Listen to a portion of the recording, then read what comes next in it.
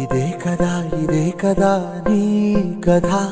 ముగింపులేనిదై సదా సాగదా ఇదే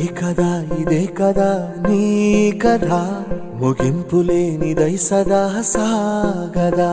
నీ కంటి రెప్పలంచున మనస్సు నిండి పొంగిన ఓ నీటి బిందువే కదా నువ్వెతుకుతున్న సంపద ఒక్కొక్క జ్ఞాపకానికి 100 ఏళ్ల ఆయువుందిగా ఇంకెన్ని ముందు వేచెనో అవన్నీ వెతుకుతూ పదా మనుష్యులందు నీ కథ మహర్షిలాగా సాగదా మనుష్యులందు నీ కథ